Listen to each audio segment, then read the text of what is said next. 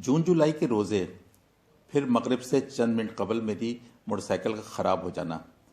मैं इसे घसीटते हुए किसी बाइक मैकेनिक को तलाश कर रहा था। यकीनन मेरी हालत ख़राब थी। जिस्मानी हालत से ज़्यादा मेरी जहनी हालत ख़राब थी।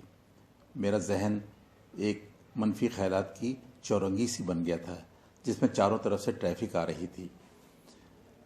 मैं एक कंपनी में मुलाजिम था। वहाँ से फारिग होने के बाद मैं सेंटर का रुख करता। जुनून जो था मुझे मुख्तलिफ कोर्सेज करने का, मगर हासिल क्या हुआ? मैं तो फ़िलहाल की ख्वारी पर गौर कर रहा था। मैं बाइक घसीट रहा था और ख्यालात घसीट के मुझे ना जाने कहाँ लेके जाना चाह रहे थे। कितनी मरतबा गुड्डू भाई बोल चुके थे कि भाई तू मेरे काम में मेरे साथ आ जा, कल को तू भी ऐश करेगा। और वाकई चंद ही महीनों में वो काला चश्मा सफ़ेद सूट पहनकर गाड़ी के स्टीयरिंग पर आकर बैठ गए। मगर जब वो मुझे ऑफ़र करते अपने साथ काम करने की, तो ना जाने कहाँ से मुझे उनकी गन नज़र आ जाती और फिर मैं खौफ के मारे खामोश हो जाता। और फिर चंदू मियाँ हर हफ्ते मुझे अपना नया मोबाइल दिखाते और बोलते, भाई मेरे काम में तो बहुत जिगरा चाहिए। और वाकई मुझे खासे दिनों बाद पता चला कि जो काम वो कर रहे हैं उसमें तो बहुत जिगरा चाहिए होता है। और मैं हेड मास्टर का बेटा, जिसने कॉलेज, यूनिवर्सिटी के अंदर और फिर घर के अंदर अब्बा के हमेशा सीधे सा रास्ते पे चलने के लेक्चर सुने थे। पसीने कतरे मेरे चेहरे को तर कर रहे थे। मेरी सांस फूली हुई थी और मेरे दिमाग के अंदर बदी और नेकी की जंग चल रही थी, इख्तिदार की जंग चल रही थी। अचानक एक रिक्शा मेरे करीब आके रुका। भाई, लगता है आपकी बाइक खराब हो गई है। ऐसा करें, इसे सामने पार्क कर दें और मेरे साथ अफ्तारी के लिए घर चलें, उन्होंने कहा। और मैं शायद बोलने की कुव्वत भी खो बैठा था। मेरी हालत इतनी ख़राब थी। आइए जल्दी बैठिए रिक्शे के अंदर, क्योंकि अजान का वक्त हुआ जाता है। और मैं उनके साथ रिक्शे में बैठ गया।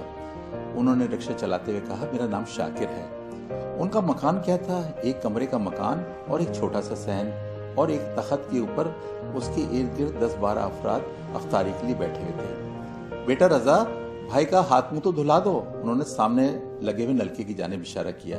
मैंने वहीं से जाके वजू किया और तख्त पर आकर बैठ गया। सादा से लोग, सादी सी अफ्तारी, सादा से प्लेटों में। मगर आज अफ्तारी करके मुझे ऐसा लगा जब मैं बादशाह हूँ और ये 10-12 अफराद मेरी रियाया। कोई मुझे खजूर दे रहा था, कोई पकोड़े और फिर हमारा रिवायती लाल रंग का शरबत। मगरिब की नमाज के लिए जाते हुए नज़ीर बढ़ई मेरे साथ हो लिए और वो बताने लगे कि शाकिर भाई सुबह से लेकर शाम तक रिक्शा चलाते हैं। जो पैसे मिलते हैं शाम को रब के हुजूर अफ्तारी में लुटा देते हैं। फिर रात को 2 घंटे ईशा की नमाज के बाद जो दिहाड़ी लगती है उससे सहरी आती है। भाई, मैंने कितनी मर्तबा कहा है कि मैं भी अपना छोटा मोटा हिस्सा डाल लूं, मगर शाकिर भाई अपने हिस्से में से, अपने सवाब में से तकसीम करने को तैयार नहीं। और फिर मगरिब की नमाज के बाद एक मैकेनिक मेरी बाइक के तारों को जोड़ रहा था, कुछ नट बोल्ट टाइट कर रहा था, कुछ को तेल से धो रहा था। जी, बाइक मैकेनिक मेरी बाइक का दिमाग सही करके उसको स्टार्ट करने की कोशिश कर रहा था। और यहाँ मेरे दिल के तारों को कोई जोड़ रहा था, शुक्र के तार जो शायद डिस्कनेक्ट हो गए थे और उसमें करंट नहीं आ रहा था। आज शाकिर भाई की अफ्तारी करके ऐसा लगा कि जैसे मैं सब्र और शुक्र का मतलब समझ गया हूँ। मेरे अंदर सब्र और शुक्र भर ही गया। क्या नहीं था मेरे पास? अच्छे माँ बाप जो हमेशा मुझे नेकी की तलकीन करते थे, अच्छे बहन भाई जो अच्छे स्कूलों में तालीम हासिल कर रहे थे, रहने को एक मुनासिब मकान, मेरी अच्छी जॉब और फिर आगे बढ़ने की लगन। मैं इस फितनों के दौर में भटका नहीं था और ना ही शॉर्टकट की तलाश में था। बस ये अफ्तारी मेरी ज़िंदगी में शुक्र ही शुक्र भर गई और शिकवे और गिले मेरी ज़िंदगी से जाते रहे।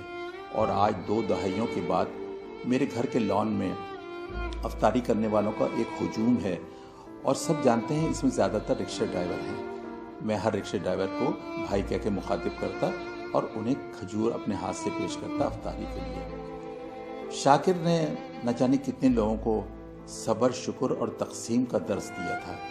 ये बात मैं उससे कभी न मालूम कर सका। मेरी उससे मुलाकात कभी ना हुई। उसकी शदीद ख्वाहिश थी कि मदीना मुनव्वरा में उसके रमज़ान गुजरें और रब्बे कायनात ने जब 20 साल के बाद उसको مدینہ منورہ بلایا تو ایک دن حرم پاک میں بیٹھے بیٹھے اس کے سر میں ایسا شدید سر کا درد اٹھا کہ پھر لوگ اسے اٹھا کر مدینہ منورہ کے قبرستان لے گئے۔ وہ جو خلق خدا کو افطاری کروایا کرتا تھا، آج رب کائنات نے شاید اس کی افطاری کا انتظام آسمانوں پہ کیا ہوتا۔